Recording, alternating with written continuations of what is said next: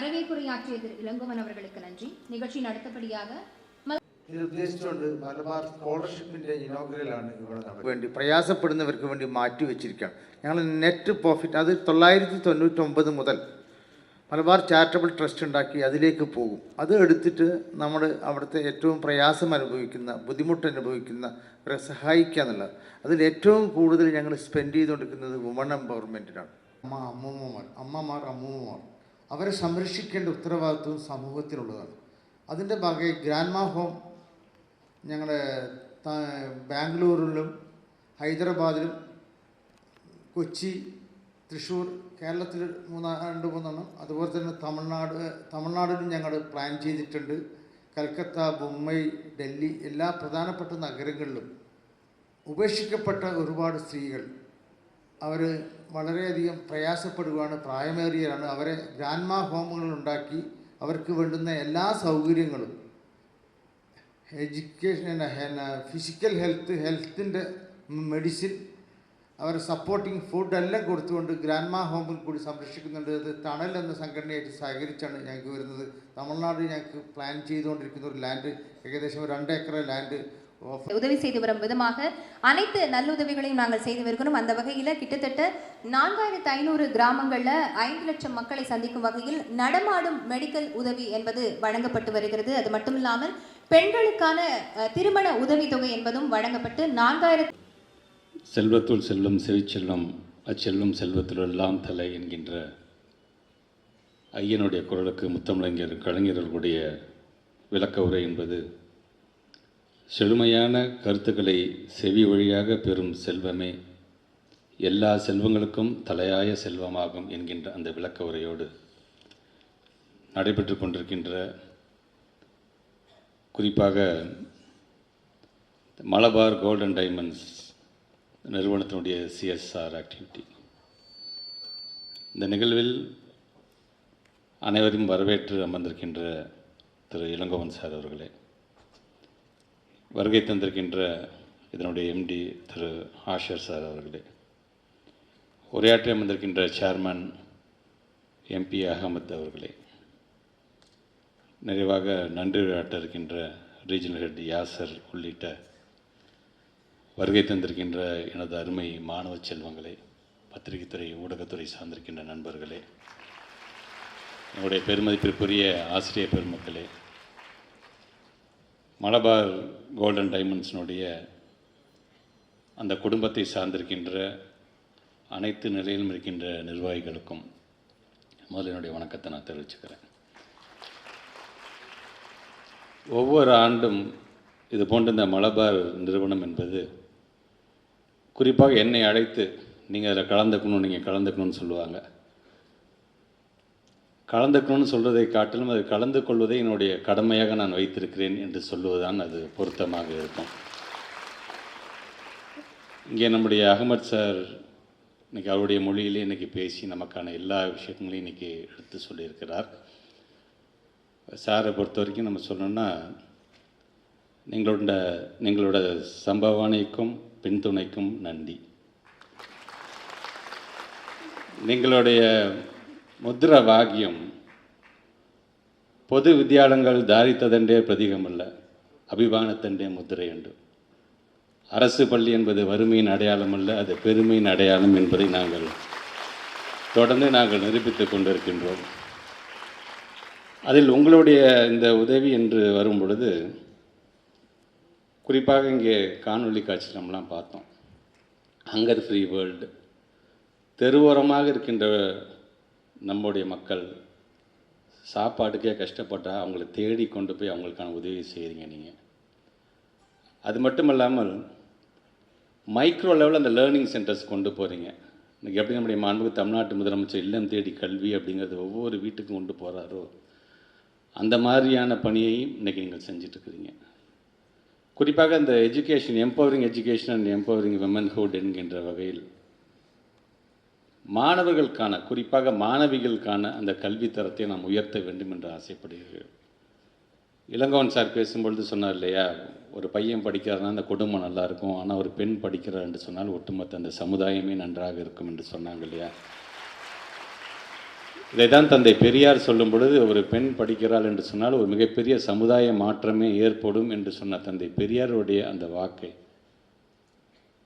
வைக்கம் இருக்கின்ற மாநிலத்திலிருந்து வருகை தந்திருக்கின்ற நீங்கள் நிரூபித்துக் கொண்டிருக்கின்றீர்கள். அதற்கு என்னுடைய நன்றியை நான் தெரிவிச்சுக்கிறேன். கடந்த ஆண்டு திருச்சி மாவட்டத்தில் நடந்த நம்ம ஸ்கூல் நம்ம ஊர் பள்ளியினுடைய கான்க்ளேவில் இருந்து நீங்கள் ஒரு மலபார் சேரிட்டபிள் ட்ரஸ்ட் வந்து ஒரு எம்ஓயு நீங்கள் சைன் பண்ணீங்க. ரொம்ப சீக்கிரமாக ஒரு எம்ஓயு சிஎஸ்ஆர் மூலமாக சைன் பண்ணி அது மிக விரைவாக அதை நிறைவேற்றுகின்ற பணியாக இன்றைக்கி இதை நீங்கள் செஞ்சுருக்கிறீங்க. அதுக்கு முதல்ல என்னுடைய வாழ்த்துக்களையும் பாராட்டுக்களையும் தெரிவிச்சுக்கிறேன். ஆல்மோஸ்ட் 446 பள்ளிக்கூடங்கள் இருக்கின்ற 3500க்கும் மேற்பட்டிருக்கின்ற மாணவ செல்வங்களுக்கு இது போன்ற உயர்கல்வி படிப்பதற்கான உதவித்தொகை, அதில் ஒரு முதல் கட்டமாக 797 பிள்ளைகளுக்கு இன்றைக்கு நீங்கள் வழங்கியிருக்கிறீர்கள். அதற்கு என்னுடைய நன்றிகள். இன்றைக்கு தமிழ்நாட்டுடைய முதலமைச்சர் உயர்கல்வியோட பர்சன்டேஜ் இன்றைக்கி வந்து ஒட்டுமொத்த இந்தியாவிலே நமக்கு வந்து அதிகமாக இருக்கின்றது. கிராஸ் என்ரோல்மெண்ட் ரேஷியோ அதிகமாக இருக்கிறது என்று சொன்னால் பல்வேறு திட்டங்களை நம்ம சொல்லலாம். குறிப்பாக புதுமை பெண் திட்டம் ஏறத்தாழ இது வரைக்கும் ஒரு 4,25,000 மாணவிகள் ஒவ்வொரு ஆண்டும் பயன்பெறுகிறார்கள் என்று சொல்லும் பொழுது, சமீபத்தில் கூட நம்முடைய தமிழ்நாட்டுடைய முதலமைச்சர் வெறும் அரசு பள்ளியில் மட்டுமல்ல, அரசு உதவி பெறுகின்ற பள்ளியில் தமிழ் வழியில் படிக்கின்ற பிள்ளைகளுக்கும் இது பொருந்தும் என்று சொல்லும் பொழுது கூடுதலாக இன்னொரு 75,000 பிள்ளைங்க பயனடைய போகிறார்கள். இப்படி இந்த புதுமை பெண் திட்டத்தின் மூலமாகவும் உயர்கல்விக்கு படி சில பேர் என்ன பண்ணாங்க, 12th படித்து முடிச்சுட்டு சரி இதோட போதும் என்று நினைக்கும் பொழுது இல்லை உனக்கான ஒரு வாய்ப்பு இருக்குது, நீ எந்த மாதிரியான கல்லூரிகள்லாம் இருக்குது தெரியுமா, நீ எப்படிலாம் நீ வந்து இந்த வாய்ப்பை தவறவிடக்கூடாது என்பதற்காக உயர்வுக்கு படி என்கின்ற அந்த ஒரு திட்டத்தை நாம் கொண்டு வந்து கொண்டிருக்கின்றோம். இது மட்டும்தான் செய்யணும் என்று சொன்னால் கல்லூரி கனவு திட்டம், கல்லூரி கள ஆய்வு, களத்திற்கு நேரடியாக கல்லூரி களத்திற்கு நேரடியாக சென்று பார்க்கக்கூடாது. 11ஆம் வகுப்பு படிக்கக்கூடிய மாணவ செல்வங்களை அந்தந்த மாவட்டத்தில் இருக்கின்ற கல்லூரிகளுக்கு நேரடியாக அழைத்து கொண்டு போய், இதுதான் கல்லூரி, ஒரு கல்லூரி வளாகம் என்று சொன்னால் அது இப்படி தான் இருக்கும். அந்த கல்லூரியில் நமக்கு தேவையானது என்ன, அங்கே இருக்கின்ற ஒரு ப்ளே கிரவுண்ட் எப்படி இருக்குது, ஸ்கூலில் எப்படி இருக்குது, இங்கே எப்படி இருக்குது பாருங்கள். பள்ளிக்கூடத்தில் இருக்கின்ற அங்கே இருக்கின்ற வகுப்பறை எப்படி இருக்கின்றது, கல்லூரியில் இருக்கின்ற வகுப்பறை எப்படி இருக்கின்றது. அங்கே நீங்கள் டீச்சர்னு கூப்பிட போகிறீங்க, இங்கே நீங்கள் உங்களை ப்ரொஃபஸர்னு கூப்பிட போகிறீங்க. ஒவ்வொருக்கும் தனி ஹெச்ஓடி ரூம்ஸ் இருக்கும். ஸ்கூலில் இருக்கின்ற ஆய்வகங்கள் எப்படி இருக்குது, கல்லூரியில் இருக்கின்ற ஆய்வகங்கள் எப்படி இருக்கின்றது. ஸோ இந்த ஃபெசிலிட்டிஸ் அங்கே எல்லாம் அதை பற்றியெல்லாம் எடுத்து சொல்லிக்கின்ற விதமாக 11ஆம் வகுப்பில் அந்த பிள்ளைங்களை வந்து ஒரு ஃபீல்டு விசிட் மாதிரி ஒவ்வொரு கல்லூரிக்கும் நம்ம அழைச்சிட்டு போகிறோம். நம்ம இது எதற்காக என்று சொன்னால், அந்த பிள்ளைகள் அங்கே போகும் பொழுது 12ஆம் வகுப்பு முடித்ததுக்கப்புறமேட்டு ஏதாச்சும் ஒரு சர்டிஃபிகேஷன் கோர்ஸ், ஒரு 1 இயர் கோர்ஸ், ஒரு 6 மாதம் கோர்ஸ் முடிச்சுட்டு ஏதாச்சும் ஒரு சம்பளத்தில் வேலைக்கு சேர்ந்துடாம் என்று நினைத்து விடாதீர்கள். உங்களுக்காக இது போன்ற பல கல்லூரிகள் இருக்குன்னு சும்மா அந்த கலை ஆய்வை, அந்த கலை விசிட்டை முடிச்சுட்டு அந்த பிள்ளைங்க வெளில வரும்போது, நான் 12th முடிச்சுட்டு எப்படியாச்சும் இந்த கல்லூரியில் நான் சேர்ந்தே ஆகணும்ப்பா அப்படிங்கிறான ஒரு எண்ணத்தை விதைக்கிறோம் பார்த்தீங்களா, அந்த மாதிரியான ஒரு திட்டங்கள். இப்படி இதெல்லாம் நாங்கள் செய்யும் பொழுது இன்றைக்கி அரசாங்கம் சார்ந்து இன்றைக்கி பல்வேறு திட்டத்தை நம்முடைய அன்பு தமிழ்நாடு முதலமைச்சர் கொண்டு வருகின்ற பொழுது இது போன்ற சிஎஸ்ஆர் ஆக்டிவிட்டி மூலமாகவும், அது மலபார் கோல்ட் ஹவுஸ் என்று சொல்லும் பொழுது அவர்களுக்கான கஸ்டமரே பார்த்திங்கன்னா பெண்கள் தான் அதிகம். அப்படி இருக்கின்ற அந்த கஸ்டமர்ஸை மனசில் வச்சு அந்த பெண்களுக்கான கல்வியை நாம் வழங்க வேண்டும் என்று நினைக்கிறீங்க பார்த்தீங்களா, அதுக்கே salute, hats off to you sir. அப்படி இன்றைக்கு இதை செய்து கொண்டிருக்கின்ற நீங்கள், நம்ம இந்த கற்போம் நம் பாடம் கற்றுக்கிறோம் பார்த்தீங்களா, கற்பது என்பதே பெண்களுக்கான ஆபரணம் என்று சொன்னவர் நம்முடைய பாவேந்தர் பாரதிதாசன் அவர்கள். அதை நீங்கள் நிரூபிச்சிட்ருக்கீங்க. நீங்கள் இப்படி எங்களுடைய பெண் பிள்ளைகள் அடுத்த கட்டத்திற்கு செல்ல வேண்டும், உயர்வுக்கு செல்ல வேண்டும் என்கின்ற அந்த வகை. அதே போன்று இப்போ நீங்கள் சொன்ன மாதிரி எம்ப்ளாய்மெண்ட் லெவலையும் நாங்கள் அடுத்தது நாங்கள் கொண்டு வரதுக்கான அடுத்த முயற்சி நாங்கள் ஏற்படுத்துகிறோங்க. உள்ளபடியே எங்களுக்கு அவ்வளோ மகிழ்ச்சியாக இருக்கின்றது. எல்லாருமே ஊர் கோடி தான் தேர்ந்தெடுக்க வேண்டும் என்கின்ற வகையில் தான் எல்லாமே அரசாங்கம் செய்யுமா என்று சொன்னால் அரசாங்கம் செய்யும். அரசாங்கம் செய்கின்ற அதே வேளையில் இந்த சொசைட்டிகிட்டேருந்து நான் கற்றுக்கிட்டேன், இந்த சொசைட்டி எனக்கு என்ன கொடுத்துருக்கு, அந்த சொசைட்டி நான் திருப்பி செலுத்த வேண்டும் என்கின்ற எண்ணம் இருக்குது பார்த்தீங்கன்னா, அது எல்லாத்துக்கும் வந்துடாது. அது உங்களுக்கு வந்திருக்கின்றது. உள்ளபடியே உங்களுக்கு என்னுடைய பாராட்டுகள்.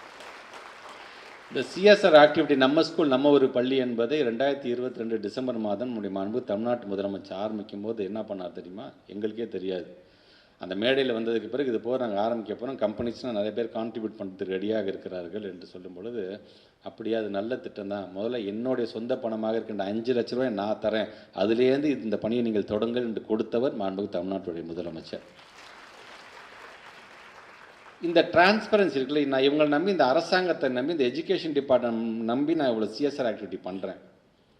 நான் கொடுக்குற பணம் உள்ளபடியே அவங்க சரியான முறையில் அவங்க வந்து யூட்டிலைஸ் பண்ணுறாங்களா, சரியான முறையில் அதை பயன்படுத்துகிறாங்களா, இல்லை நான் கொடுத்தது ஒன்று இவங்க அதை வேறு எங்கேயாச்சும் டைவெர்ட் பண்ணிக்கிட்டுறாங்களா என்கின்ற எண்ணம் யாருக்கும் வந்துவிடக்கூடாது என்பதுக்காகத்தான் ஒரு டிரான்ஸ்பரன்சி இருக்க வேண்டும் என்று இன்றைக்கி தனியாக ஒரு போர்ட்டலில் நம்ம NSNOP-க்காக நம்ம ஆரம்பித்து வச்சுருக்கோம். அந்த போர்ட்டல் நம்ம ஆரம்பித்து வச்சதுக்கு பிறகு நல்லா நினச்சி பாருங்கள், 2021 டிசம்பர் மாதம் ஆரம்பிக்கப்பட்டது. கடந்த டிசம்பர் மாதம் 2024 டிசம்பர் மாதம் வரைக்கும் வந்த தொகையோட அளவு என்று பார்த்தால் அது 500 கோடியை அது தாண்டி இருக்கின்றது. 500 கோடியை தாண்டி இருக்கின்ற சொல்லும். இந்த ஜனவரி மாதம் திருச்சி மாவட்டத்தை மட்டும் கிட்டத்தட்ட 140 கோடி என்று வரும்போது கிட்டத்தட்ட இது வரைக்கும் 650 கோடியை தாண்டி இன்றைக்கி செல்கிறது என்று சொன்னால் மாண்பு தமிழ்நாட்டு முதலமைச்சர் மீது வைத்திருக்கின்ற நம்பிக்கை, இந்த அரசாங்கத்தின் மீது வைத்திருக்கின்ற நம்பிக்கை, எங்களுடைய பள்ளிக்கல்வித்துறை மீது வைத்திருக்கின்ற நம்பிக்கையின் காரணமாகத்தான் இன்றைக்கு இத்தனை கோடி ரூபாய் வந்திருக்கின்றது.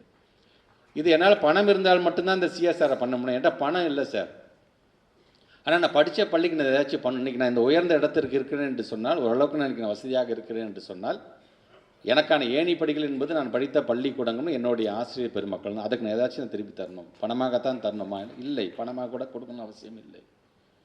நீங்கள் ஏதாச்சும் பாடம் நடத்தணும்னு ஆசைப்பட்றீங்களா, இல்லை நீங்கள் வெளிநாட்டில் பணியாற்றிட்டு இருக்கீங்க, மற்ற அதர் ஸ்டேட்டில் பணியாற்றுங்க, ஏதாச்சும் டெக்னாலஜி விஷயமாக நீங்கள் சொல்லித்தரணும்னு ஆசைப்பட்றீங்களா, அதுக்கு நான் சொல்லித்தரத்துக்கு என் டைம் நான் ஸ்பெண்ட் பண்ணுறேன் சார். ஒரு வாரத்தில் நான் நான் உழைக்கிற உழைப்புக்கு தகுந்தாப்படி நான் வாரத்தை என்ன ஒரு 4 மணி நேரம் என்னால் ஒதுக்க முடியும் என்று சொல்லும் பொழுது வாழ்க்கை பாடத்தை எடுத்து சொல்லித்தாங்க. இன்றைக்கி ஏறத்தாழ தமிழ்நாடு முழுவதும் 22,931 எலிமெண்ட்ரி ஸ்கூல்ஸையும் ஸ்மார்ட் போர்டை நம்ம கொண்டு வந்துட்டோம் என்று சொன்னால் அந்த கண்டென்ட் ரிலேட்டடாக கொடுங்க, நாங்கள் எடுத்துக்கிறோம். நாங்கள் இல்லை சார் என்னால் ஒரு 500 தான் சார் கொடுங்க, பரவாயில்ல 500 இருந்தாலும் கொடுங்க சார். இந்த ஸ்கூலுக்கு என்னால் ஒரு 10 புத்தகம் தான் சார் கொடுக்க முடியும், பரவாயில்ல 10 புத்தகத்தை கொடுங்க. ஒரே ஒரு பென்சில் தான் சார் தருவேன், பரவாயில்ல கொடுங்க. ஒரே ஒரு ரப்பர் தான் சார் தருவேன், பரவாயில்ல கொடுங்க என்று எல்லாரையும் சமமாக பார்க்கக்கூடியவர்களாக 100 கோடி கொடுத்தாலும் அவருக்கு அதே மதிப்பு தான், ஒரே ஒரு ரப்பர் கொடுத்தாலும் அதே மதிப்பு தான் என்கின்ற வகையில் இன்றைக்கு இந்த CSR ஆக்டை நாங்கள் கொண்டு போகிறோம் என்று சொன்னால், வருகை தேர்ந்திருக்கின்ற மாணவ செல்வங்கள் நீங்கள் ஒன்று தான் நினைக்கணும். நீங்கள் இங்கே இத்தனை ஆளுமைகள், ஒவ்வொருத்தரும் இங்கே மலபார் மட்டுமல்ல இது போன்ற இன்னும் பல மலபார்கள் இருந்து கொண்டிருக்கிறார்கள். இன்றைக்கி இத்தனை ஆளுமைகள் நமக்கான ஒரு எஜுகேஷன் இன்வெஸ்ட் பண்ணுறாங்க அப்படின்னு சொன்னால், நமக்காக இந்த கான்ட்ரிபியூஷனை தரேன்னு என்று சொன்னாங்கன்னா அவங்க பாட்டு அவங்க வேலையை பார்த்துக்கணும். ப்ராஃபிட் அண்ட் லாஸை பார்த்துட்டு அவங்க பாட்டு அடுத்ததை கட்டத்துக்கு வளர்ந்துட்டே போயிருந்துருக்கலாம். ஆனால் அதெல்லாம் கடந்து நான் ஏற்கனவே சொன்ன மாதிரி இந்த சொசைட்டிக்கு நான் ஏதாவது செய்ய வேண்டும் என்று ஆசைப்படும் பொழுது நீங்கள் அதுக்கு திருப்பி செலுத்த வேண்டியது ஒன்று தான். நல்லா படிங்க, நல்லா படித்து உங்களுடைய பெற்றவங்களை நல்லா பார்த்துக்கோங்க. போதும். நீங்கள் சம்பாரித்து உங்கள் ஆசிரியர்களுக்கு நீங்கள் கொடுக்க போகிறதில்ல, மலபாருக்கு நீங்கள் திருப்பி தரப்போகிறதில்ல. ஆனால் உங்களுடைய பெற்றவங்களை நல்லா பார்த்துக்கோங்க. ஏன்னா இவ்வளோ கஷ்டப்பட்டு அவங்க படிக்கும்போதெல்லாம் இந்த மாதிரி மலபார்லாம் இருந்திருக்க வாய்ப்பே கிடையாது. அன்றைக்கி படிக்கும்போது இருந்தபோதெல்லாம் ஒரு மிகப்பெரிய ஒரு ஃபெசிலிட்டிஸ் இல்லாத, ஒரு வசதி வாய்ப்பு இல்லாமல் தான் படிச்சிருப்பாங்க. ஏதோ தத்தி படித்து நீங்கள் சரி நான் தான் இப்படி இருக்கேன், என் பிள்ளைங்க நல்லா வரும்னு ஆசைப்பட்றாங்க. பார்த்தீங்களா? அதை மனசில் உள் வாங்கி கொண்டு வருங்காலத்தில் 10th எழுதக்கூடிய பிள்ளைகளாக இருந்தாலும் சரி, 12th எழுதுகிற பிள்ளைங்களாக இருந்தாலும் உங்களுடைய வாழ்க்கையில் வரக்கூடிய மிகப்பெரிய ஒரு வாய்ப்பு, 2 வாய்ப்புகள். 10th நல்லா படித்து நல்ல மார்க் எடுத்து 11th நல்ல குரூப்புக்கு போயிடுங்க.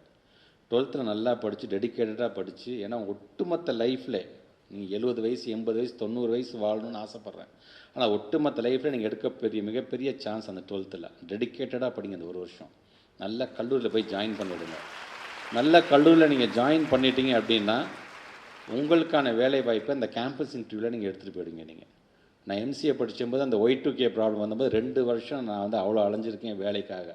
என் நண்பர்கள் கூட நாங்கள் பஸ்ஸில் ஏறி போவோம். நாங்கள் நடந்து நான் போட்டிருக்க இந்த ஷூவே ஓட்டையான போகிற அளவுக்கு நாங்கள் நடந்திருக்கோம். நாங்கள் 2 வீலரில் அலைஞ்சிருக்கோம். நாங்கள் ஏதாச்சும் ஒவ்வொரு பத்திரிகையில் நாங்கள் இந்த வாரத்தில் ஏதாச்சும் ஒரு இன்டர்வியூ வராதா, நாங்கள் படித்த படிப்புக்கு தகுந்தாப்புல வராதான்னு தேடி அலைஞ்சிருக்கோம். 8000 ரூபா சம்பளத்தில் நான் முதல்ல நான் ஒரு வேலைக்கு நான் சேர்ந்தேன், நான் IT கம்பெனியில். ஸோ இப்படி படிப்படியாக நம்ம படித்த படிப்புக்கு தகுந்தாப்புல வேலை வாய்ப்பை நம்ம உருவாக்கிக்கிட்டே நம்ம போய்கிட்டே இருக்கணும். நம்ம அதே மாதிரி இன்றைக்கி நம்ம படிக்கிற படிப்பு 10 வருஷம் கழித்து இந்த படிப்புக்கு மதிப்பு இல்லாமல் போயிடும். அதனால் உங்களை அப்டேட் பண்ணிட்டே இருங்க. இன்றைக்கி டெக்னாலஜி நிறையா வந்துச்சு, டெக்னாலஜி வளர்த்துக்கோங்க. அதனால தான் தமிழ்நாட்டு முதலமைச்சர் சொல்லும்போது உலக சார்ந்து என்ன இன்றைக்கி பேசப்படுகிறது, ஆர்டிஃபிஷியல் இன்டெலிஜென்ஸ் பேசுகிறாங்களா, ரோபோட்டிக்ஸ் பேசுகிறாங்களா, அதையும் நம்ம பிள்ளைங்களுக்கு நம்ம ஏன் கொடுக்க முடியாது? உடனே அதுக்கு ஒரு கமிட்டி போடு, அதை எப்படியாவது சிலபஸில் கரிக்குலமில் கொண்டு வர முடியுமான்னு பாரு என்று சொல்கிறார். பார்த்தீங்களா முதலமைச்சர்? ஆசைப்படுகிறோம் நாங்கள். நம்ம பிள்ளைங்களை இப்போ நம்ம ஊருக்கெலாம் எப்போப்பா 10 வருஷம் கழிச்சு தான்ப்பா வரணும்னு இருக்கக்கூடாது. இப்போ தமிழ்நாட்டுக்கு எப்போதுமே ஃபஸ்ட்டு தமிழ்நாடு தான்ப்பா எல்லாத்தையும் ஃபஸ்ட்டு செஞ்சுட்டு இருக்காங்க. அடுத்த ஸ்டேட்ஸ் நம்மளை பாராட்டுற அளவுக்கு இருக்க வேண்டும் என்கின்ற அந்த விதத்தில் தான் இது அமைந்திட வேண்டும் என்று இந்த துறையை நாங்கள் சேர்ந்து கொண்டிருக்கின்றோம். ஆக இந்த துறையோட வெற்றி என்பது எங்கே இருக்குன்னா, ஆக்சஸ் நம்ம கொடுத்துடலாம், நம்ம ஈக்விட்டி கொடுத்துடலாம். எல்லா பிள்ளைங்களும் படிக்கணும்னு ஆசைப்பட்டுடலாம். ஆக்சஸ் 1 கிலோமீட்டருக்கு ஒரு தொடக்கப்பள்ளி, ஒரு 3 கிலோமீட்டருக்கு ஒரு மிடில் ஸ்கூல், 5 கிலோமீட்டருக்கு ஒரு ஹை ஸ்கூல், 8 கிலோமீட்டருக்கு ஹை செகண்டரி ஸ்கூல்ஸ் கொடுத்துடலாம் நம்ம அதில்.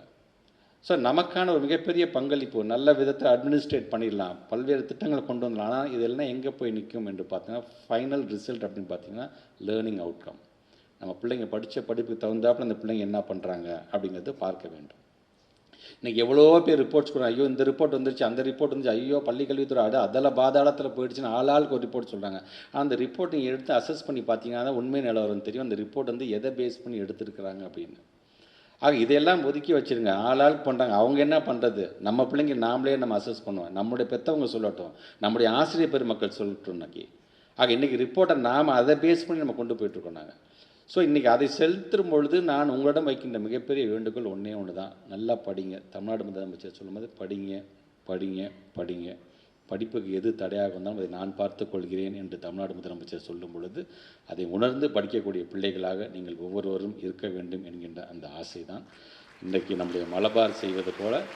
நீங்கள் அவங்களுக்கான கான்ட்ரிபியூஷன் அவங்க செஞ்சுட்டாங்க, எங்களுக்கான கான்ட்ரிபியூஷன் நாங்கள் செய்கிறோம். ஆனால் உங்களுடைய கான்ட்ரிபியூஷன் அப்படிங்கிறது டெடிக்கேட்டடாக படிங்க. அந்த கான்ட்ரிபியூஷன் நீங்கள் எங்களுக்கு செலுத்த வேணால் உங்கள் ஃபேமிலிக்கு செலுத்துங்க. அனைவருக்கும் என்னுடைய வாழ்த்துக்கள். இத்துடன் நன்றி.